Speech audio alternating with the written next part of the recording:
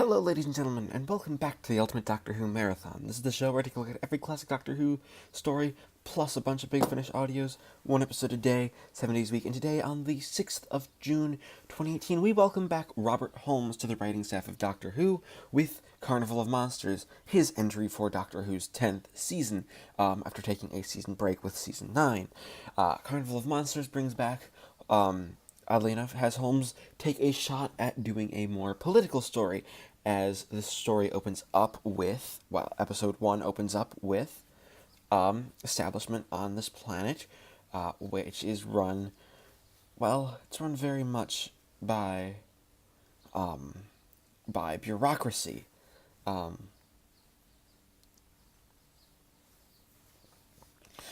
this whole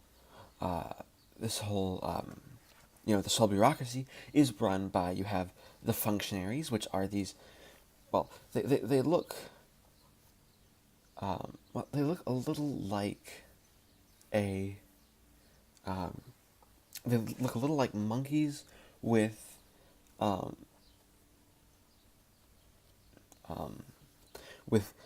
like hairless monkeys. They're called the functionaries, and they're essentially slaves, which is quite funny.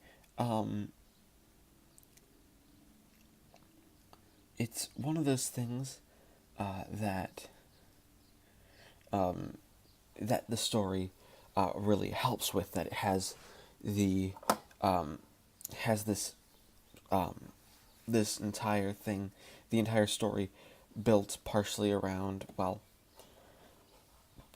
everything, this bureaucracy, where everything is built up. You have it's a secluded planet. It's run by bureaucracy. You have to have everybody in agreement. We have our three.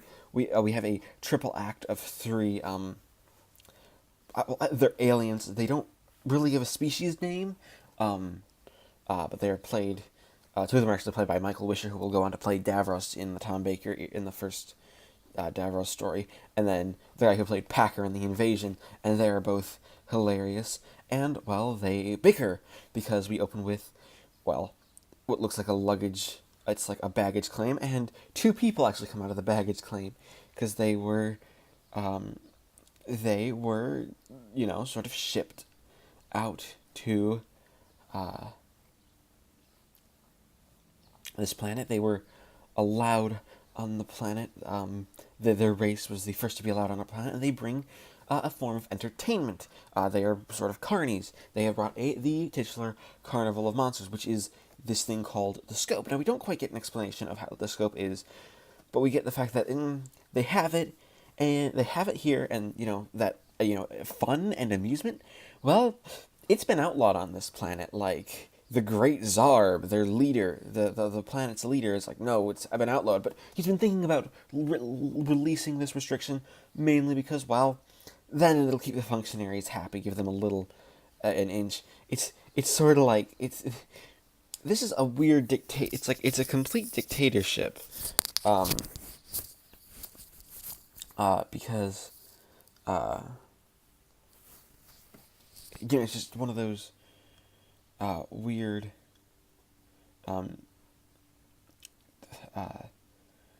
this weird dictatorship story. Like, you have everyone sort of being all, a dictator. So you have then Vorg and Shirna. These are these carnies who they come to show, and they're wearing colorful clothing, and Vorg is playing to the crowd, and he does a good job, and they are ready to show off what the scope can do. They don't actually show it off because, as revealed, because something stops working, so he has to do some quick repairs on it, right at a very, very bad time. Like, this is the whole thing. It's like, oh shoot, this is not a good time for this to happen. Like, for this, the scope to stop working. It's just like, oh dear, we might be screwed here. Mainly because, it's one of those, sort of,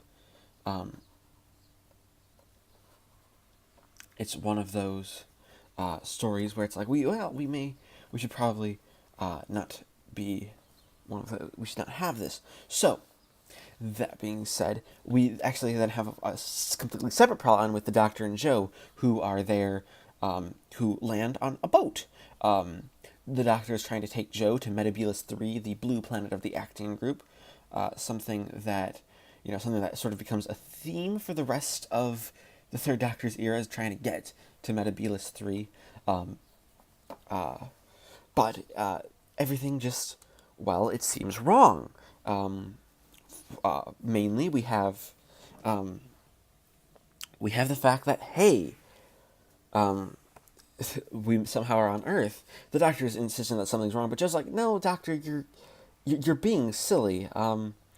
It's obvious that this is not, that we are not on your Metebelis 3, even if you wanted us to be on Metebelis 3, that this is just a different planet. You're being, you're not really, you're being silly. It's not we aren't actually on the planet that you want us on.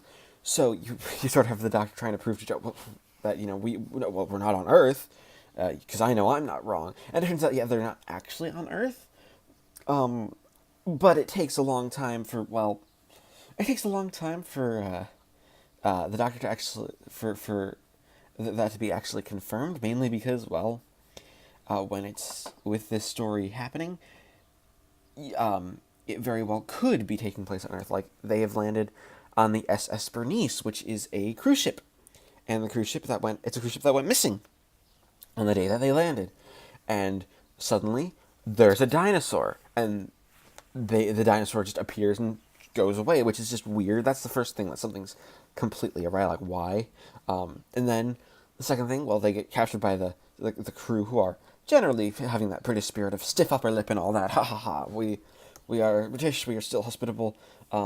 They take them down below into a cabin as hostages, and then suddenly the clock turns back about an hour.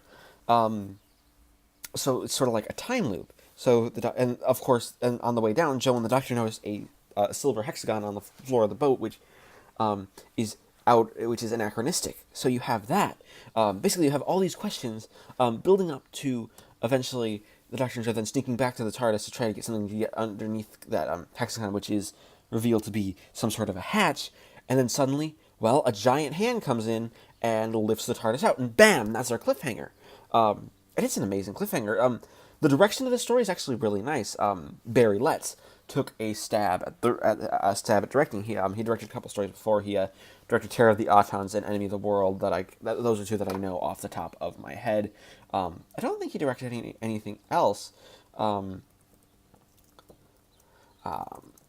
I know he did Enemy of the World, and his directing style is very much like let's try to get the emotions of the people. Of the people together before we actually do things. So yeah, you have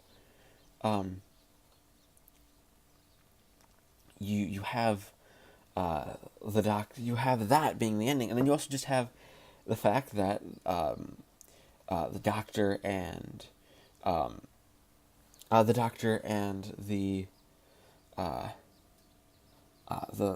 and Joe really coming together to have this. So they have their story, and everything. We have these two stories running parallel, and it's really good. My only problem is that maybe it takes a little too long to get going. So I'm going to give Carnival of Monsters Episode 1 a 9 out of 10.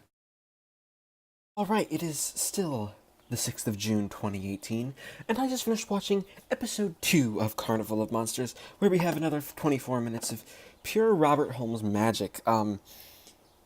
This is the story really where I think Robert Holmes completely finds his feet and establishes himself as the best Doctor Who writer, because his two previous stories in the Pertwee era were Spirit in Space and Terror of the Autons, and those were amazing stories, but they were also kind of samey in what I mean by that is that they were essentially, they used the same villain. The villains essentially had the same plan. The only difference is that they had different companions, and the Master was in one of them in Terror of the Autons, but he wasn't in this one. Whereas this is the first one where it's a completely independent Robert Holmes story. There aren't ties to another one. It's Robert Holmes writing a Doctor Who story, and it's a pretty decent episode. It's not as good as the first episode. It does slightly drag. It drags even more in places. Um, Again, having us to see the whole bit on the ship with the dinosaur again is a bit. It's become a bit much. But and some of the set design is a bit garish. But Barry Letts um, actually does quite a good job at getting everything to a point where we can have the story going on and having having its um, having a full having a pretty full story overall. It's one of those things that just you have the whole but you have the Doctor and Joe essentially. Um, well, it gets revealed that they're inside that scope on the planet. They aren't on Earth, and we get this more explanation that the miniscope, this miniscope, is this little miniscope. It was outlawed by the Time Lords, and it's sort of it's something that is outlawed by the Time Lords, as well as it's compartmentalized. So there are a bunch of different creatures. So that we get a quick little creature fest. We see Cybermen and Ogrons, and then also Drashigs, which Drashigs are going to be one of our bigger enemies. They're sort of the monster to be fighting, and the Drashig. It's a very effective. It's a puppet monster, and as a puppet monster, it's actually done pretty well. For being just a puppet. It's nothing too crazy, but it's a decent things. It's a decent thing. And the cliffhanger is the Drashigs menacing the Doctor and Joe, which is great because we don't really see the Drashigs up until that point. We see something moving around in the smoke, and they're all from the out. This is all from the outside. This is all. This is all from the outside.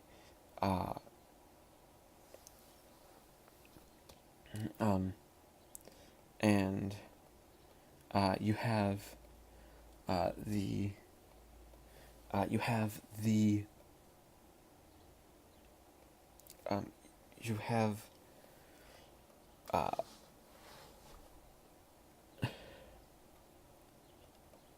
you have the whole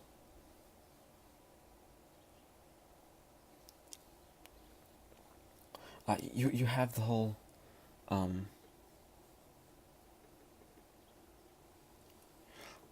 you have the whole story going on with that, and what's really interesting is that you have the Doctor and Joe. They get through, and basically the point is that they get through after to the Jurassics after they are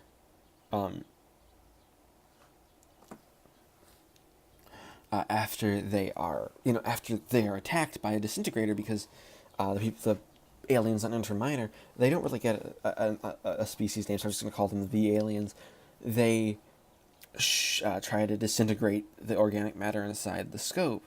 Why? Because, well, it's illegal. They realize everything's a fake, and they're basically ready to kick out Vorg and Shurna, which is kind of funny.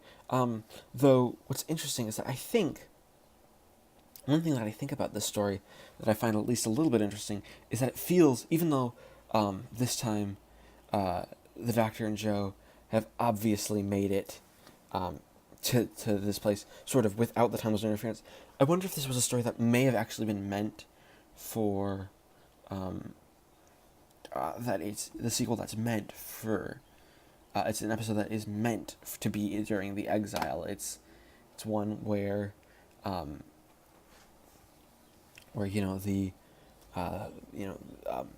Doctor doesn't have the input of the TARDIS. It's just it's one of those things that's just sort of what that's what I'm led to believe by this story in and of itself. That being said, we have the story also you just have quite a lot of that. It's again, we don't get too much. We just have this. We have the Doctor and Joe walking into the marshes, and then they're being menaced by the dragons. You have Sharon and Vorg watching from the outside. Again, this is sort of also a commentary on the Doctor Who viewer. One of many times that actually happens, because you have Vorg and Sharon, like, you have Sharon being like, "Oh, poor dears, they're not going to get out of this one," because the dragons are carnivores, and that's another sort of metatextual element, really, to this story. I really, really like it.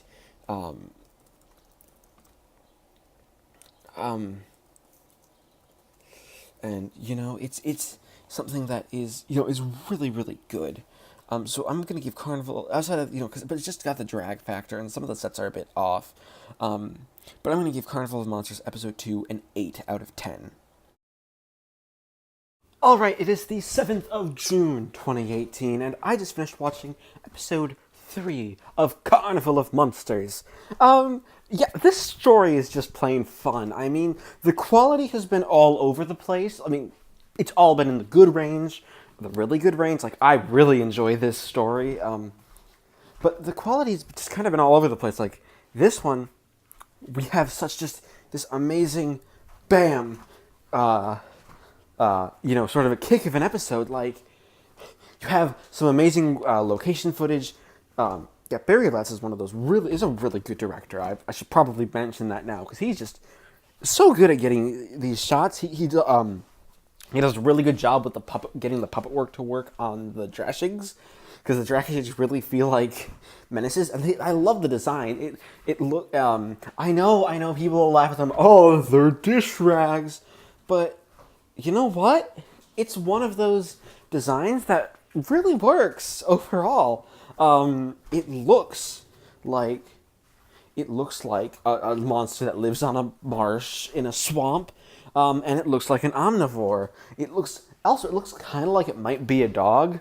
But yeah, they're just a really good design. Like, and of course, giving John Pertwee and Katie Manning an action scene always helps the story. John Pertwee just does good in action scenes, and what's nice is that he's not having to do Venusian Aikido or Venusian Karate or whatever it's called. They kind of flip-flop it a little bit, depending on the episode. But it is enough that, the story is generally enjoyable.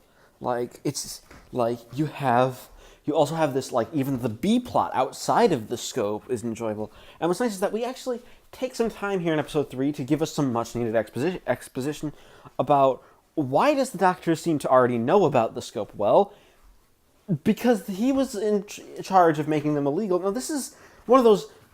Robert Holmes does this quite a bit, because he's...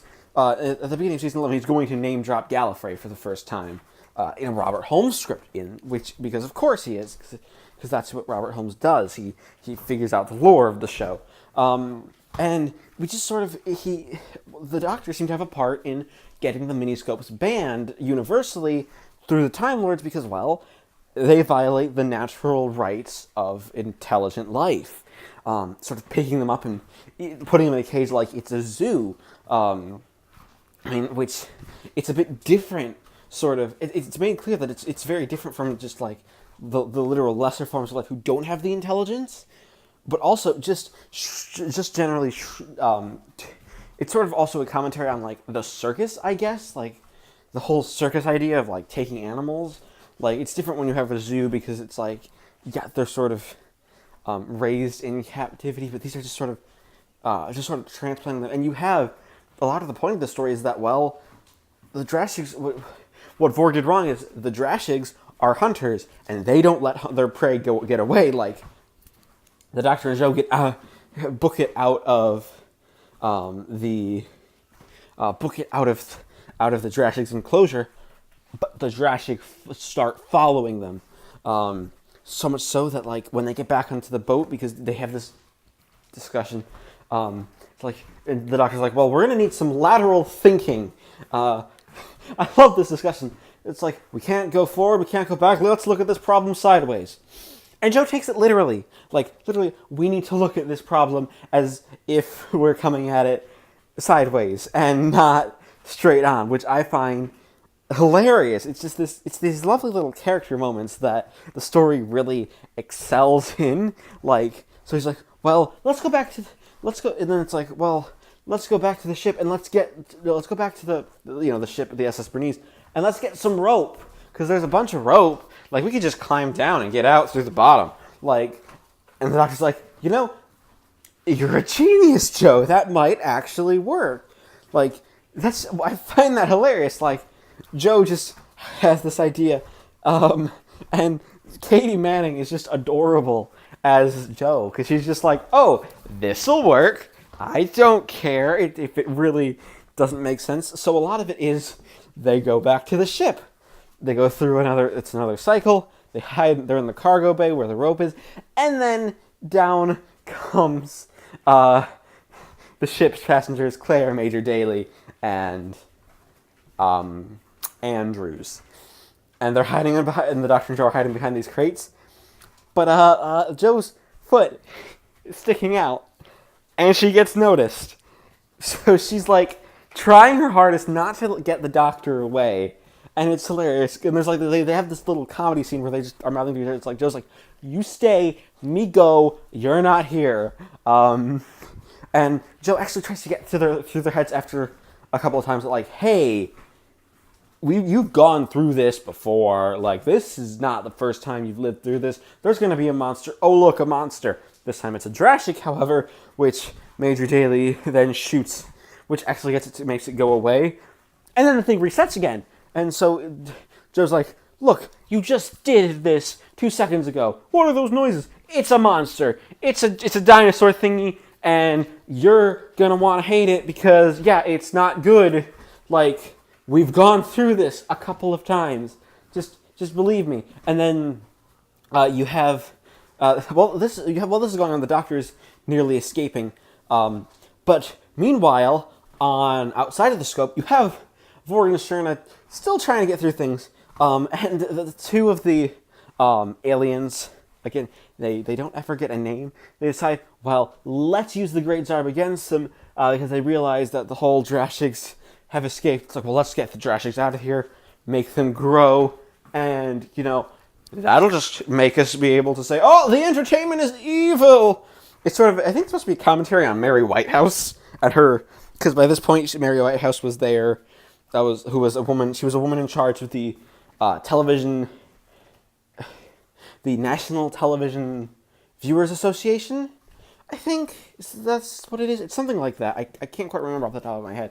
And she was critical of Doctor Who for, like, basically starting during this time for being too violent, too scary for the kids. She's kind of the prude who would want... she's one of those people who believe, it's kids' information to be done, dumb, light, and dumbed down and not fun. Which obviously a lot of Doctor fans will say, no, Doctor Who should not be this. Oddly enough, I feel like she would have really liked season 24 for just how light and fun it is, even though it's really tricky. But that's for when we get down to season 24, if we get down to season 24. But yeah, you have just this building. They're like, yes, we're going to have a revolt, and it's great. And then the cliffhanger of the episode is, well, the Doctor makes it out, but because the Drags have been destroying this thing, there's gas going off. The Doctor makes it out, and he collapses, and that's our cliffhanger. And that is a really good cliffhanger. Also, there's a scream from Sherna, because, of course, he's getting out of the field. He might grow up back to his regular size, which, that'll be interesting. So, yeah, it's just, Carnival of Monsters Episode 3 is just one of these episodes that does an amazing job at building up the story. So, I'm going to give Carnival of Monsters Episode 3 weird for a penultimate episode to get this score without the other episodes getting the score, but it's going to get a 10 out of 10.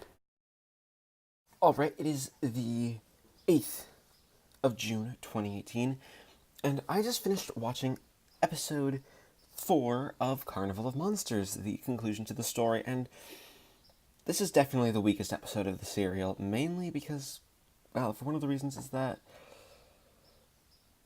well, we have the problem of, you have a problem with the story simply being having a bit too much for a bit too much story, to really give a satisfying conclusion. Um, it's like, okay, we're building this, we're building, and we don't know where we're going. Great, that's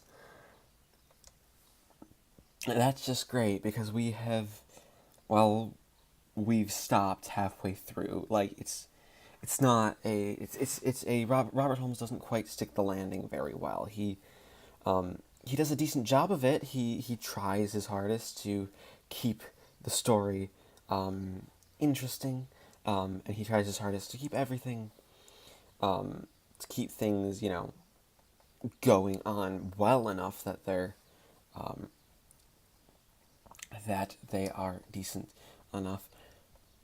But of course, stopping in the middle of the story just to be like, okay, I don't quite know what we're doing. This is gonna be our finish, and we're just gonna try to finish as it is. Um, Something that the story just doesn't quite. It doesn't work very well on that account. It stops. You have the Doctor getting out of the machine.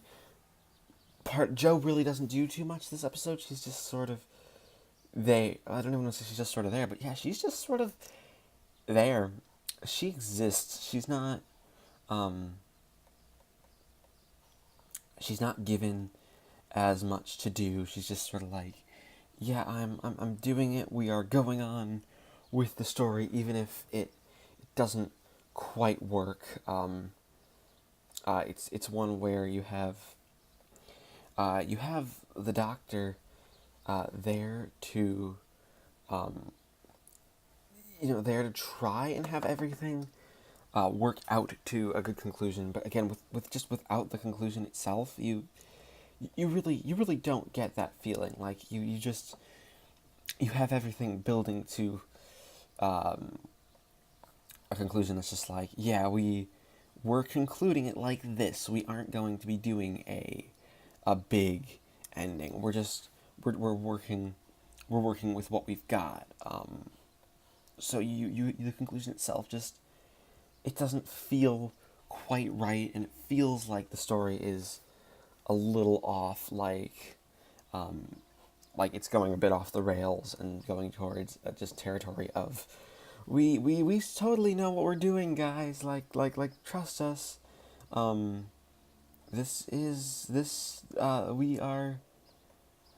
We are doing really really good stuff. Like we aren't just throwing everything in the kitchen sink at. No, they're at least doing enough to make it interesting. They're just not quite. It's just not quite as good as the last few episodes. And I mean, Vorg and the Doctor's interactions with each other are entertaining, to say the least. They're entertaining and they are a lot of fun.